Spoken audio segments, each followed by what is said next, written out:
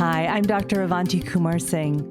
In over 20 years of practicing both Western medicine and Eastern healing traditions, the most important thing that I've learned is that healing is a journey we take together. So on this podcast, I'll be demystifying Ayurveda and other integrated medicine, showing how these simple, ancient practices are the keys to unlocking a healthy modern life. We are all healing catalysts because healing starts within. It starts with you, and it starts right now. This is a Soulfire production. Episode number 49. Well, hello, my beautiful friends. Welcome back to the Healing Catalyst podcast.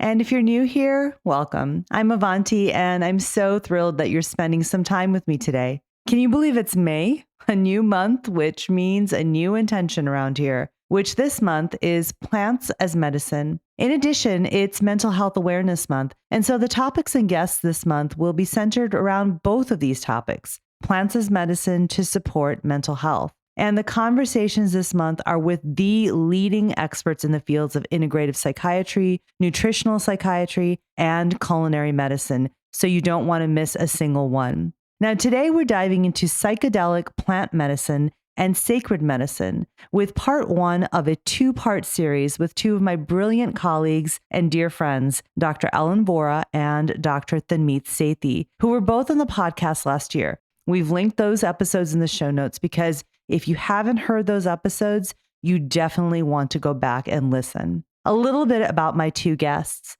Dr. Vora is a board-certified psychiatrist, medical acupuncturist, and yoga teacher.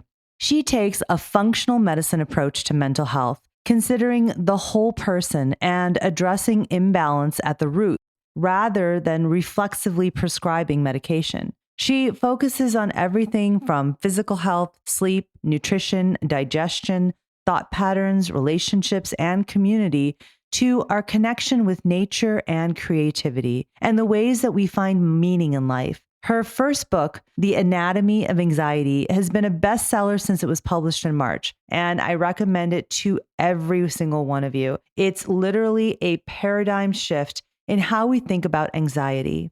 My second guest is Dr. Tanmeet Sethi, who is an integrative physician, speaker, and educator who has worked with thousands of patients for over a decade in a large urban hospital, serving as an advocate for marginalized populations, women, and children. What she's discovered is that while illness may appear in many forms, it almost always stems from a common source, a disconnection from spirituality and a disconnection from healthy foods that feed your body, mind, and soul. She's witnessed transformative results in her patients from practicing gratitude, prayer, breathing, cooking, and mindful eating. Dr. Sethi is also a TEDx speaker and is currently writing her first book, which will be published later this year. In this amazing conversation with Ellen and Tanmeet, we discuss everything that you want to know about psychedelic medicine. In part one today, we discuss what they are, how they work, the history of psychedelic plant medicine in indigenous cultures, and the importance of community and ritual in healing. In part two next week, we discuss what a sacred medicine ceremony is and what to expect if you participate in ceremony, why ritual is medicine, and what to look for when searching for a psychedelic or plant medicine practitioner. And honestly, more than anything else, both Ellen and Tanmeet share their wisdom and knowledge from a place not just of years of training and education and expertise as doctors, but from a deep place of humanity and love. This is a beautiful conversation between three friends and colleagues about their personal and professional journeys with sacred plant medicine, one that I hope serves you on your healing journeys as well. Well, Tanmeet and Ellen, thank you so much for joining me today. I know it took mountains to get all our schedules coordinated, so I really appreciate both of you being here. And really quick for the listeners, both Tanmeet and Ellen were on my podcast at different times last year, and they both actually had talked a little bit about psychedelics and plant medicine. And I had said to each of them individually, well, we have to do another podcast to talk about that. little did I know that a few weeks after I talked to Tanmeet, that both Ellen and Tanmeet would meet each other. And they were texting me saying, look who I met. And I knew I had to have them both on together. So I'm so excited. And one other thing for the listeners, this conversation is going to get split into two parts. So make sure you listen to part one and part two. So we're going to jump into everything plant medicine. So thank you for being here, you guys. Thanks for having us. This is an honor. Oh, I'm so excited. So let's just jump in. I have gotten so many questions from people about psychedelics, about plant medicine, and trying to understand, is it for me? Is it not for me? And I think the biggest question, maybe it's gotten to be even more of a popular question, probably over the past 2 years with everything with the pandemic. It's been in the media a lot. There's all these wellness companies popping up, talking about psychedelic medicine. It's, in the Wall Street Journal, it's in the New York Times, it's everywhere. So I think there's a lot of questions and confusion about, what is it? Would it work for me? So let's kind of jump in there. So maybe the place to start is asking both of you, what are psychedelic medications or medicines? What are they? Let's start there. So I'll take a first stab at this. It's a heterogeneous category of medications, and it can be many things. We're in a moment right now where it's a little bit of a, you know it when you see it, but there are a lot of different approaches. The way I think about it is that, I think about classical psychedelics. We have things like the ones that are being most closely studied for therapeutic uses are things like psilocybin and ketamine, less so being studied, but ayahuasca is certainly in the mix. And then there's a lot of research around MDMA, which would typically not be considered a classical psychedelic, but is sort of grouped together in this new renaissance of taking a different approach to mental health. Mm-hmm. Yeah. And I think, Ellen, just to build on that, because I love that intro to it, really is so hard to put them all together for in one category. But I think that really in the end, we could think as well about these categories of compounds being plants of really shifting consciousness is why I think they all have come into such focus. And so their mechanisms of action are different. Their effects are somewhat the same, some different. There's lots of overlap. But in the end, what we're talking about are plant medicines. Even the ones that are synthesized originally came from an honoring of plants and ancestral indigenous knowledge of those plants.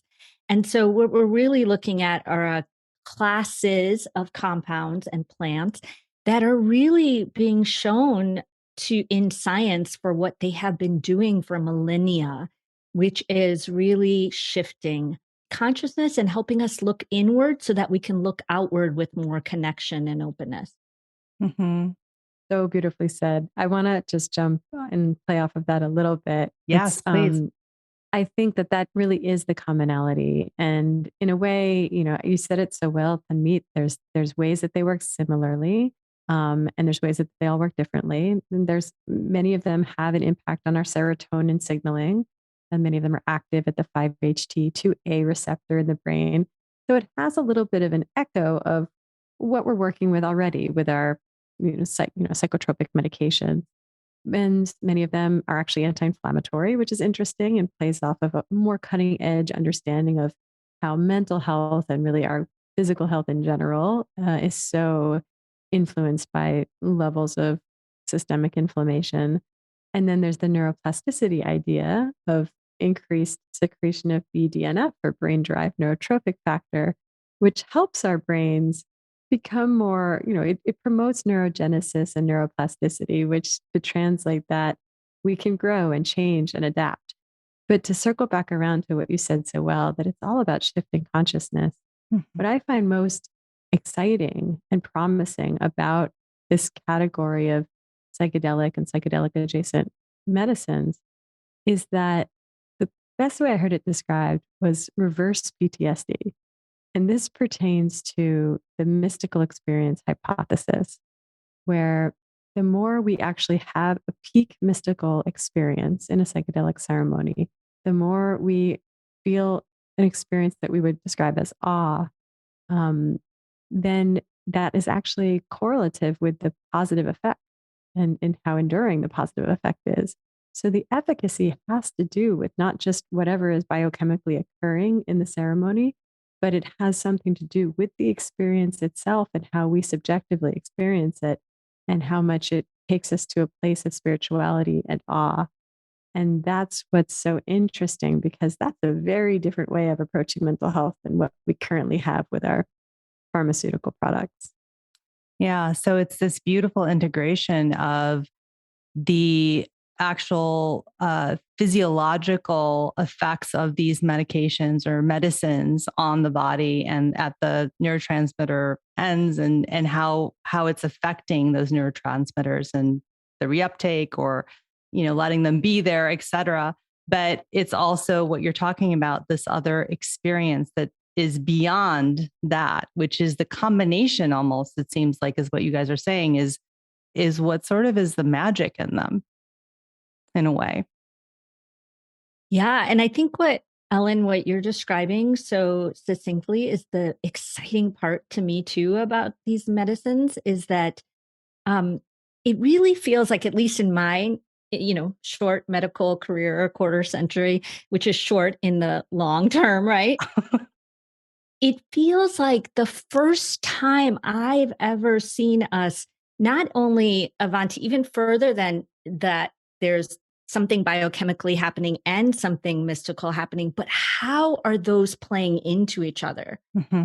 Right. And that to me is the whole new world of what I was exposed to in medical school, where if you had a mystical experience and that feeling of awe and something greater and vaster than what you know to be this universe, it was like a woo-woo thing that you had on the side. Mm-hmm.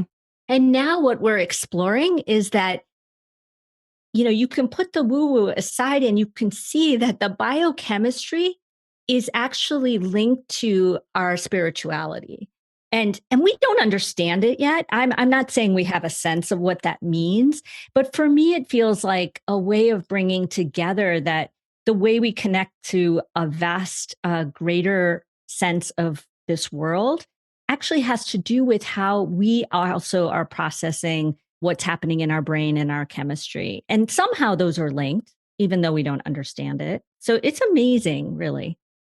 Yeah, it's absolutely fascinating. So before we get into the ceremony, let's just rewind for a second. There's so many questions I have. I'm like scribbling on my paper here. Let's just go back to, I know that there's different mechanisms of action, but maybe you guys could go through sort of how do these different ones work? How do they actually, what's the mechanism of how they work? And maybe we could go through a few of the more popular ones that people are hearing about so that they understand the biochemistry before we jump into the mystical and the spiritual. Yeah, I think you'll see me quickly push up against the limitations of my expertise on this. I haven't really broken it down in that way, but when I look at the research, I'll see a lot of the research on ketamine seem to be focused on the BDNF neuroplastic function.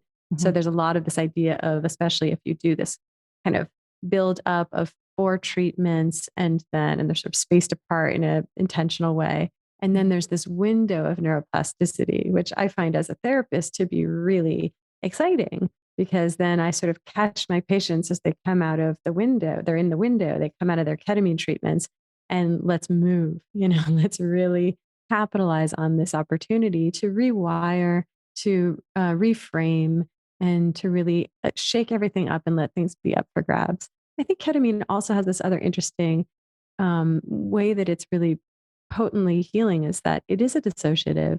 And I find that all of these different medicines have different ways of helping people work through trauma.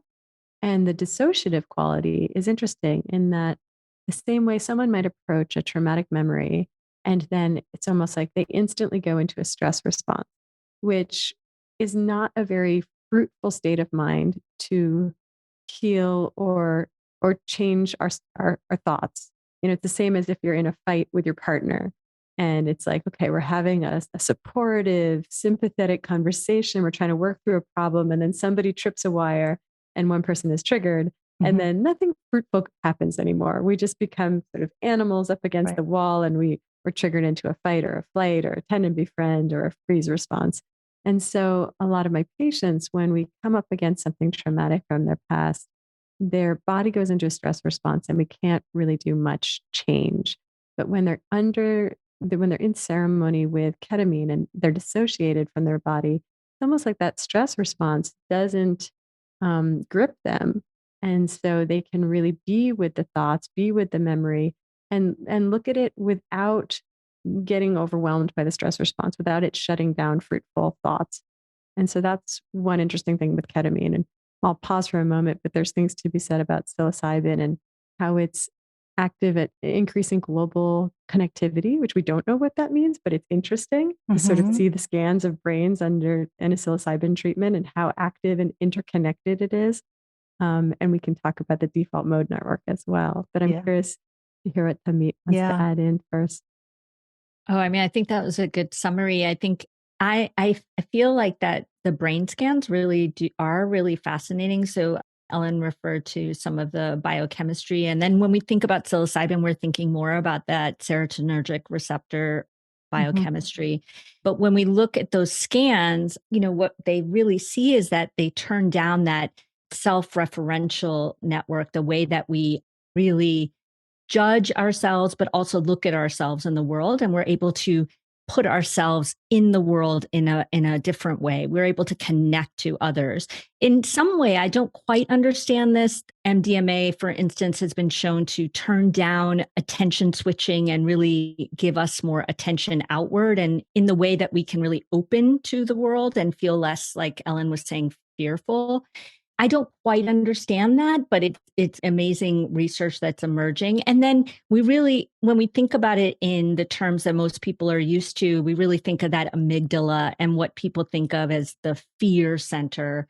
Although I would call it an emotional center, not a fear center. But I feel like that's how it's brought out I don't know if you'd agree with that, Ellen, my psychiatry expert. But in the amygdala, it seems that both MDMA and psilocybin can actually ramp down the difficult emotions that, like Ellen was saying, can get in the way of processing that trauma and also seeing things with that more clarity. And then MDMA also has been shown to increase oxytocin and prolactin, so those connectivity hormones, the ways that we bond and connect, not only to others, but to ourselves. Yes. That we actually see ourselves as more human and to be accepted. So that self-love and acceptance is really big when we're working through those traumas. So that's just a little more on that.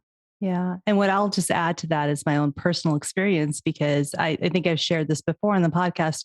I've actually done ketamine treatments.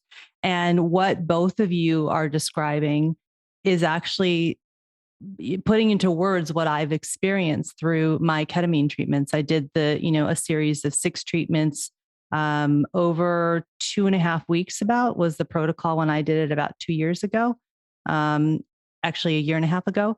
And I will say that the experience that I had was all of the things you said. I had a decreased sort of stress response. I mean, I remember things coming up during the treatments, probably about 3 treatments in. And all of a sudden, I didn't have this fear response or this, excited sort of stress response to it. I sort of was like, oh, okay. And I just was able to be with it. And I think what you were saying, Tanmeet, also is that for me, the experience was also a lot more about seeing myself differently. And I don't know, it's hard to put it into words when you've been through it, but you guys have done a pretty good job of it for me. So thank you for that.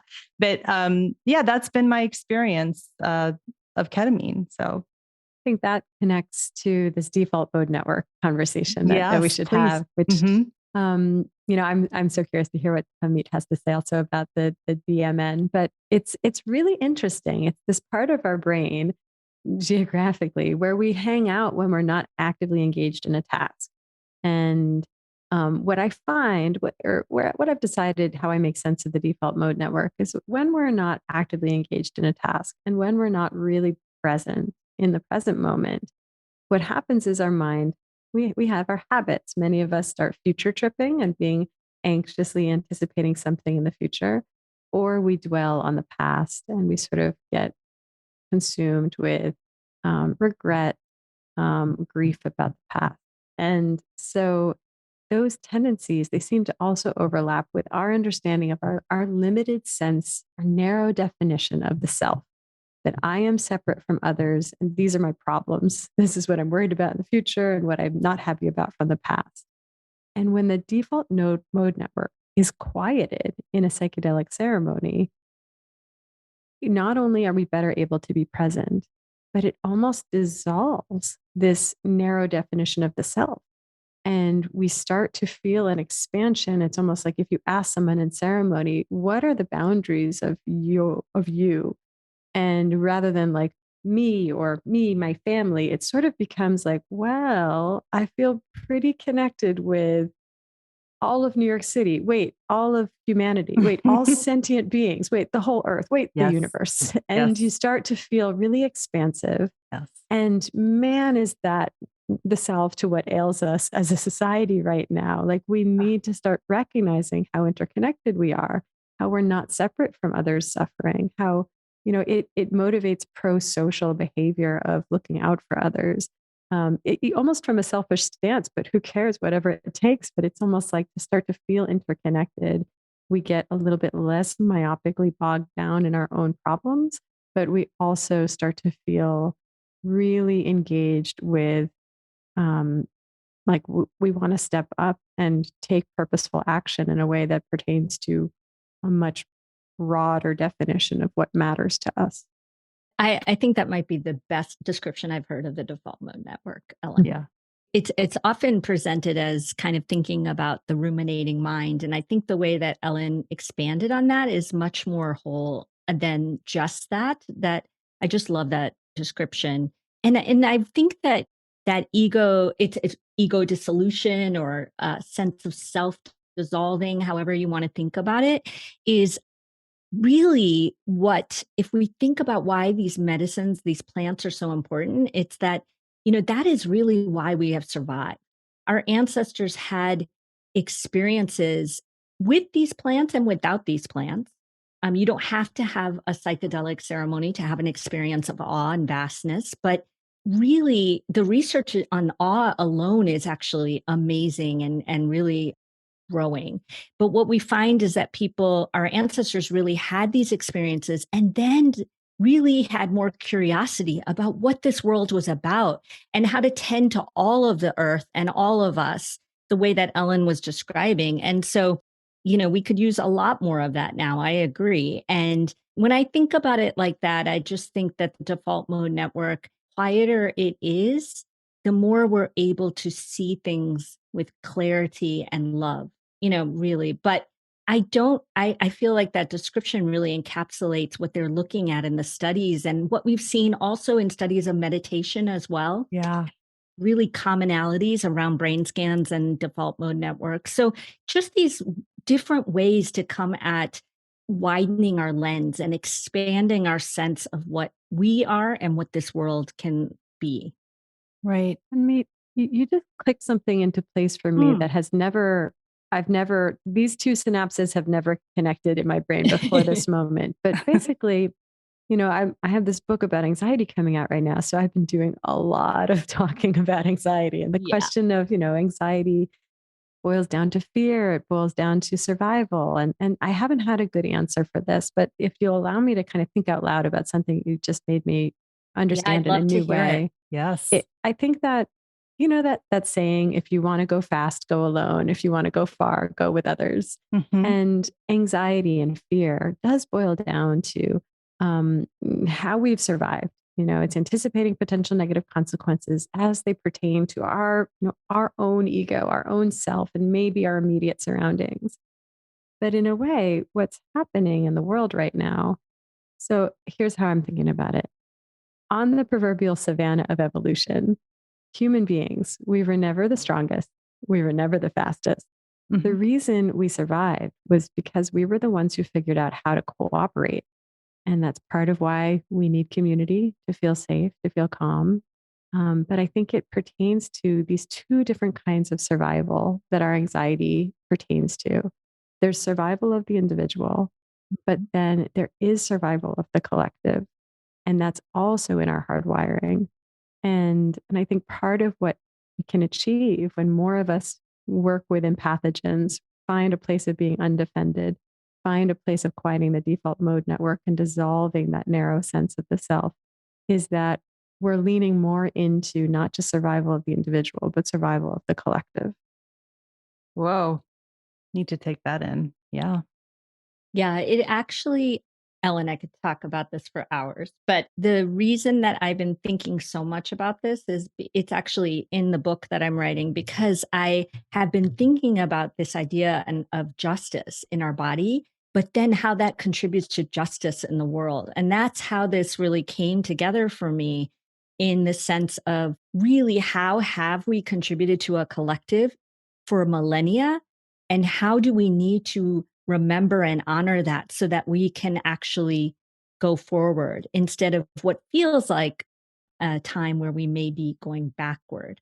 So I really love the way you put those synapses together, because it's really reaffirming for me what I've been really writing about and just muddling with.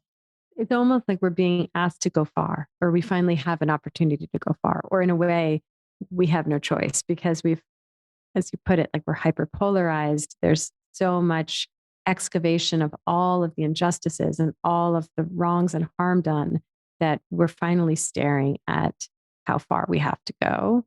And so we can't just go fast alone. We need to find these inroads to going far. Yeah. In company. Yeah. Mm-hmm. And I don't know if you, either of you, have read the Overview Effect or writings about that, but it's really these sort of compilation of writings from astronauts who have been in space and seeing the Earth from space.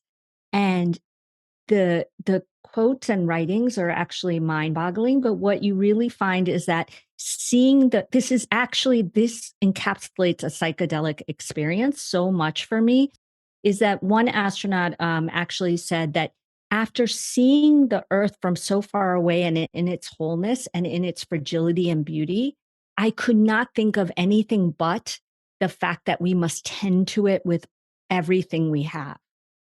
And I actually get a chill when that isn't an exact quote, but that's a summary of what this astronaut said.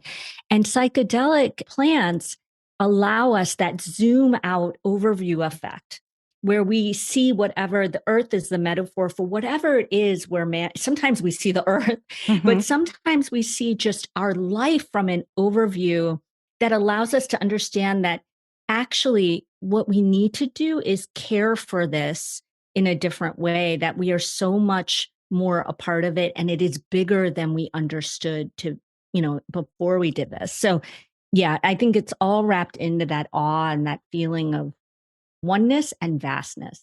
So both at the same time.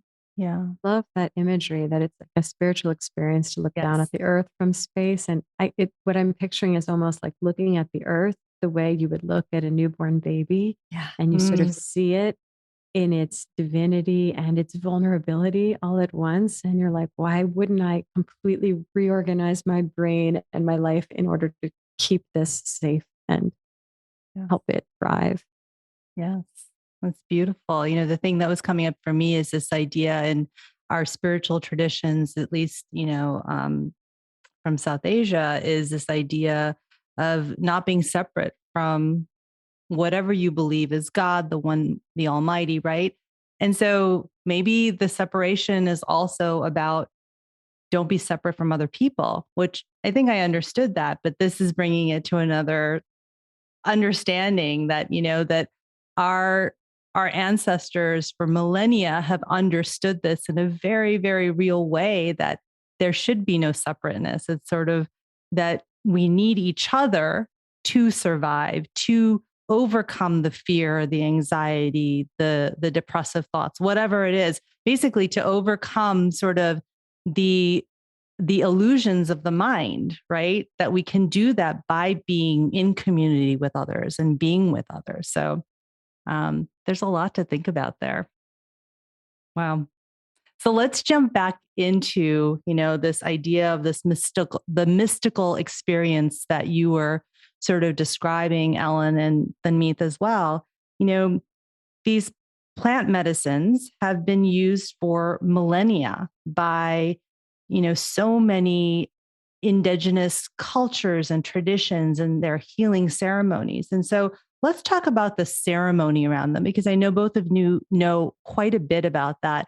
I think it's really important to honor that and to understand the ceremony of these plant medicines and why they're so sacred. So wherever you guys want to start on that. I think there's so many layers to this. So I think I'll just start and I think we can build on it, Ellen, together. But for me, ceremony is medicine. And so, and that comes not only from my culture and, Ayurveda, but also from what I've learned in Western training, which is the lack thereof. And how, when we bring back and restore the concept and the ritual of ceremony, how that is healing in of itself. And so I ask anyone who's interested in these plants and learning more to really think about the ceremony of medicine and healing and how that can be undertaken in a way that has reciprocity with the earth and the land and those cultures that brought us this wisdom. And I really can't start a discussion about ceremony without honoring that without that reciprocity, we will just become reductionist of bringing these back into the newest SSRI or, the newest medication we can offer. And I mean this from a way of, even when I give my patients, which it is less often, but I do give my patients SSRIs. When I do use them, I actually use them ceremonially.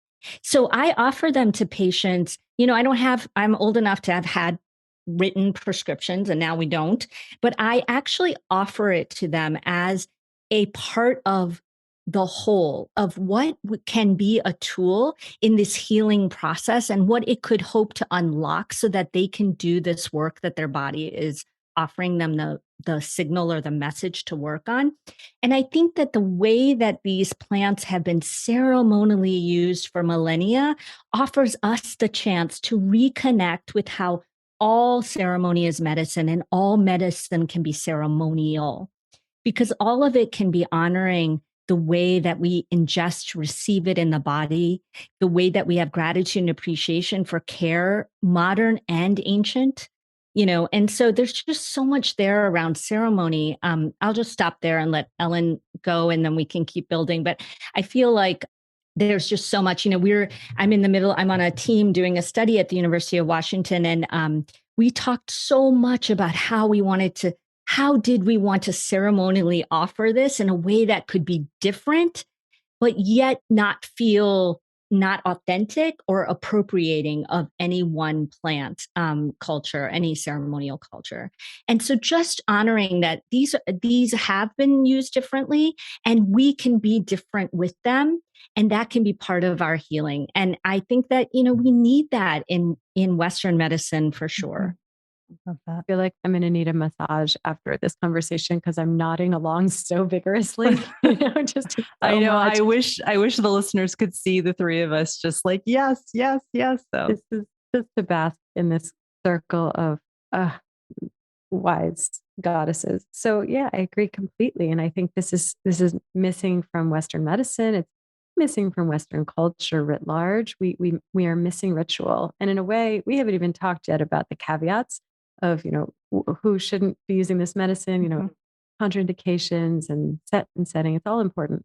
But I think in a way, at the end of this, if someone feels motivated, but psychedelics are not the appropriate treatment for you, ritual is, ceremony is, and it's part and parcel for the ways in which this medicine is sacred and therapeutic. And I think that this is somewhat of a personal story, but I remember the first time I was in Brazil having my first experience with ayahuasca. And it was probably at that point 4 years after my mom passed away. And I think it was my second ceremony.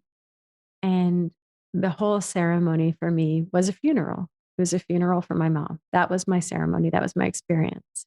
And in a sort of magical thinking kind of way, I experienced as everyone was there honoring the life of my mom and in many ways honoring my father, like what the burden he has to bear at this point. And, it wasn't a somber occasion. It was joyous. There was music, there was drumming, there were tears, there was deep outpourings of grief, but there was feeling and feeling held and feeling connected and celebrating in a community. And I just felt like my mom was recognized. Her life was celebrated. The role, the position my dad is in right now was really held by the community. And at the end, I just came up from this ceremony and I was like, that's how you do a funeral.